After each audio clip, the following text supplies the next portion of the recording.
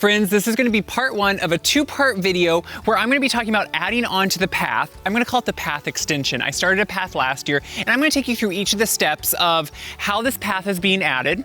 It's done now, but we're going to go back and see the beginning, and then what I'm going to do to get this bed ready behind me for all the beautiful plants that you now see.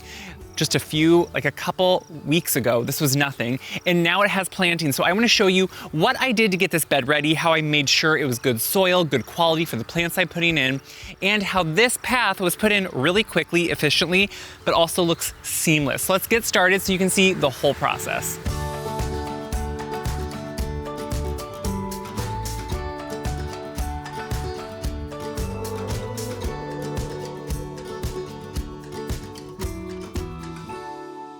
What I want to start by doing is showing what my overall hope for this to be and what it's really going to look like when we're talking about a path. So last year I started with a section of what I call my master plan in a path. And that's because guess what? Gardening, sometimes especially what I would call the more investment type gardening, which is not only, it just takes a lot of time, but it takes money to have certain hardscaping things done. And so this takes some saving, some planning. So I do it in sections, because it can be a lot. It's also a lot of mess. So you kind of have to decide how much you want to do at once. So last year I did a big L in a corner of my yard of a path, and it is a 4x4 limestone edging with a 3/8 inch contractor chip pea gravel. It's a wash stone put in the middle. And I have it laid down professionally because in the past, and we're going to talk about the area, I have put some of this down myself, pea gravel, thinking I'm doing a good job, and I don't. It isn't even, it doesn't get done correctly, the lines aren't quite straight. And that's why I want the kind of overall bones of this area to be done correctly. And so the path is the line and the bone that I want to start with. That's going to be done correctly. So let's show you the beginning of it, because today's sod guard started getting stripped off the area. So you can see this behemoth, what looks like a behemoth of a new bed, but I'll show you why it really isn't as big as it looks. So from my old path area that was in last year with all these plantings, we're going into what now will be an extension of it. So right from here, this path is going to go straight all the way down to the vegetable garden, but it will also tee off. So I had all the sod stripped off too, because that's a lot of work. And I'm going to do a big planting all along these woodward arborvitae. I will do a little bit of planting right here. I haven't actually fully decided on this section yet, but I had them take the sod out because if nothing else, I'll just put a nice thick layer of hardwood mulch down, because then I don't have to take the sod off at some point when I decide I would like to. So if we walk down, you can see this line right here. That's the path. So that's what exactly that path will just keep extending. And when I get down here a little ways, I want you to see right where it's going to tee off. So you can see right here they have a post where their string line was. This is the center of where a other path is going to tee off right into my fire pit area. I call it my fire pit area, and you'll see why here. But as we walk, this sod will probably be stripped here soon, and it will go a path right into this more formal area where I have more of a parterre garden here. I had put some metal edging in at one time, and it just has not held well. The plastic underneath was not good. I hadn't ever really leveled it off well overall. And so it's all going to be edged in the same 4x4 inch limestone. It's going to have my curves in the center. And I usually keep a big kettle here, and this is where I have a fire. If I want to have kind of friends over or entertain around a fire, it will be in this area. So over the last week, I removed the pea gravel in this area that I had put in about 10 years ago now myself. I scooped it, raked it, put it into a skid loader as much as I could, and then got it ready so they could start on this. But what I'm really excited for is how my overall master vision, as I would call it, is slowly coming to fruition. Even though it's little bits maybe every year, this feels like a bigger bit. And especially this long path, it now has a place to end at the vegetable garden. But overall, what I'm doing is creating more intimate spaces within my yard and trying to have a path that slowly takes you to each place. It'll take years to have things established and have things grow correctly. Once they do, I think you'll really start seeing it. Can't wait to keep just showing you all the different parts here during the day, what's going to be happening. So I'm going to give a quick little update here along the process so you can see what's going on while the work is being done. I want to walk you through what they're working on right now, how quickly really it is going, and how you're going to see it really come together so you can understand the steps of this. If we look up that way, you can see where my current path ends, but it's going to now just seamlessly go into this new path all along here. And again, it's 4x4 limestone edging is what I'm using. That's an Iowa quarried stone. That's why I like using it. I like the way it ages in patinas too. And then what's going underneath, which you can see a big roll of right there, is a geomesh, and it's a commercial grade. And you know, I've used this in other projects in the past, and obviously in previous landscape work I've done, I know how good a product this is. And this is really what, to me, is going to make sure that obviously this path has durability and longevity. So to make sure that soil doesn't build up, I will be blowing it off with a blower every so often, whether when I mow, maybe just weekly, just to get debris off of it so soil doesn't compost and create inside this path. But what I have right here is 3/8 inch crushed stone, and that's what they're laying out in the path. And then it's about a 4-inch layer usually. And the reason I'm going with this is pea gravel in my area, not easy or economical to find, same with crushed granite. So this is going to be a bump out in the path that I can put a table or some benches, just depending how I want to use it.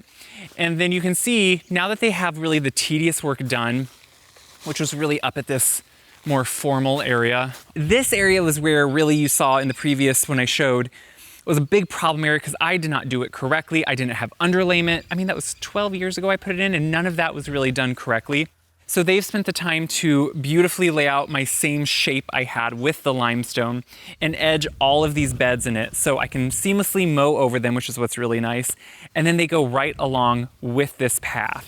So this will right here butt up to that bump out in the main path. And that's where, again, I could entertain if I want to. This big planting area will be tons of perennials that are going to mimic the bed I have up there. So you can see really, it's a pretty easy project for them because they're obviously so good. The time-consuming part was obviously anytime you have more cuts. So that circle, anything I have that has detail, that's what takes more time. When it comes to a straight run, that's going to be quicker. So even if you're thinking of like cost savings, straight lines are going to be quicker and easier than curves and all those tight spaces. But you can see right here, this is my then end point, which is the vegetable gardens. I happen to have this sitting in my back shed. It's just a big 4-foot limestone step. I like how it seamlessly now ends it, and you end up right here in the vegetable garden, which is just kind of, to me, a fun space. So when I turn back around, you see eventually here, it's gonna be a beautiful path down here where you can walk across there, and then a beautiful planting behind it. It has been now a few more days, and all the path and area is done, so I wanted to quick run over everything that's done, where it's at, and what we're gonna do today, which is really now gonna prepare the bed so it can be planted. So this has been a multi-day process, of course, for the path being done, but now that's all done, you can really see the overall vision. So this is where the path was. You can kind of see a line there where it seamlessly goes in just because this rock now is new and that was old. But if we're looking down this way, you can see it extends all the way to the vegetable garden, which is exactly what I wanted. It has a bump out. Then that's gonna be mostly, I think I'm gonna put a table there eventually, maybe for some entertaining. If not, I could just put a couple benches, some containers. We'll kind of see for sure. I have some different thoughts, so we'll see how that comes together. I already started placing a few things. I had some extra agave in these containers that I had stands. I decided to set them here. We'll see for sure. So it goes all the way down to the vegetable garden, but then here what happens, you can see it goes perfectly to where I put my big kettle back there. So if I wanna have a fire, this is where I usually have a fire, or do any of those things. I set my fig trees here, my citrus. So you can see my shape that was there originally is still there. Some of the edges, like I said, I wanted the lines on the new limestone to be absolutely correct, straight, and in line with each other. So that means some of my boxes that I had originally put in might be a little off from this new line, but I can either let them grow to correct themselves or eventually switch some of them out if needed. But the lines that are here now are correct, and that's what to me was really important. What we are gonna focus on today is this new bed. Now, these beds that had boxwood around them, obviously I'm gonna be changing them at some point. So I'm leaving some of these boxwood so I can move them other places. Those are not the point right now, so don't worry about those. What we're gonna worry about is all this new area that's completely unplanted. So all this soil is really, if I remember correctly, when I moved in here, the field came up into here somewhat and I pushed it back. So some of this I think did used to be planted in traditional row crop field, but most of this soil is just nice, loamy, black Iowa topsoil. Where I live in Southeast Iowa, I don't have a lot of rocks in my soil. I'm really lucky with good soil. But what I really want to focus on is getting this soil ready because it was drove on here when they were doing the path with some heavier equipment. So it does have some areas where it's a little bit compacted, at least to be able to plant in, but I also want to improve the soil just as much as I can in a short time.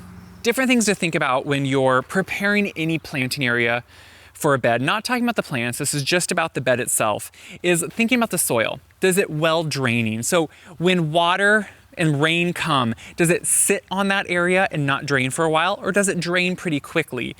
That only means that you maybe could assess of how to amend it differently if you know those things. So this has no drainage issues. It drains very easily. But what I want to worry about here is just adding some nutrients, some organic matter to the soil.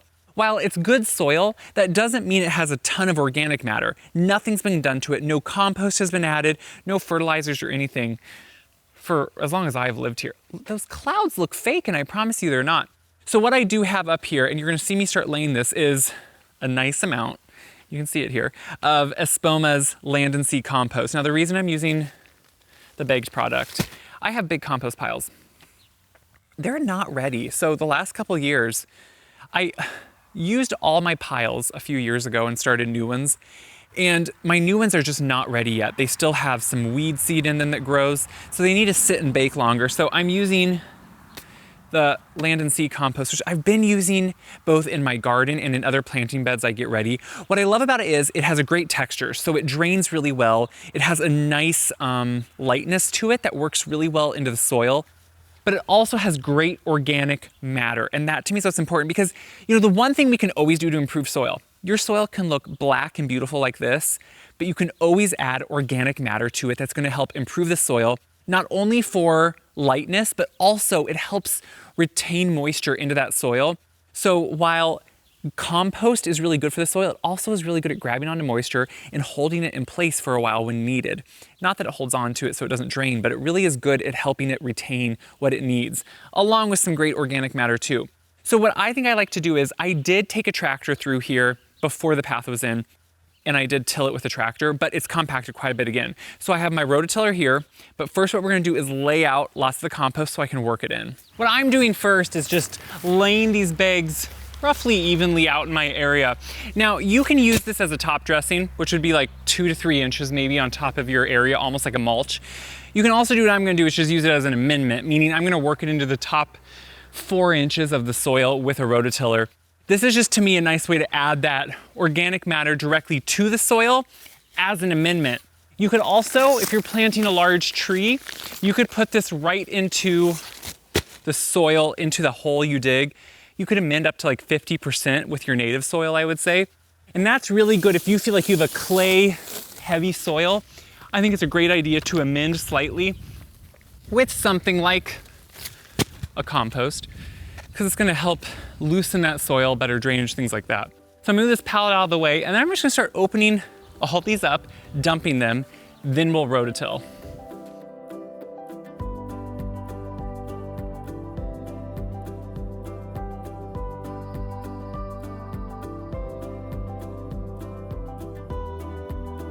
Kip is inspecting right now.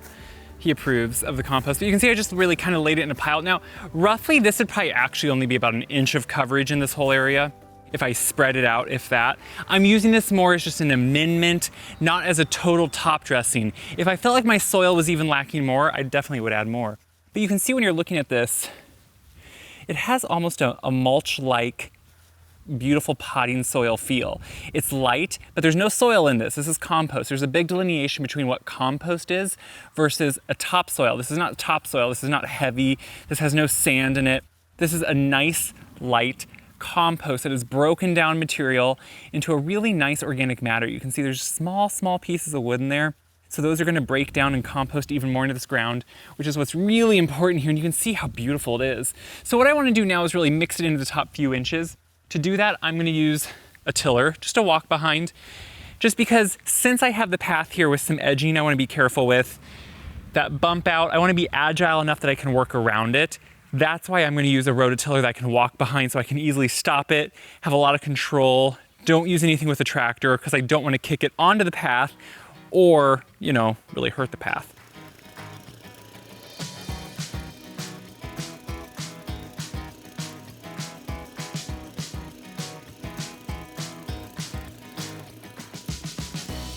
I'm not done yet, but I just wanted to show you the in-between. So it's gonna take a few passes. It just depends how compacted the soil is. Now, the important thing to remember, when soil is raw and open like this and you go and till it, what it does is it brings up thousands of weed seeds. So this is not going to stay open for long. I'm going to plant it, then I'm going to mulch it well. That's going to suppress the seeds, retain moisture. And we'll talk about that in the next video, but I want to really make sure I drive home that you don't just want to till soil or have open soil and leave it for weeks on end.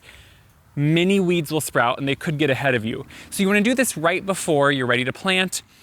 And I wanted such a big open area because I have a lot of small plantings going in here, so I needed it to be open. So I'm going to finish tilling and show you what it looks like. As you can see, it can be a little bit of a dirty job.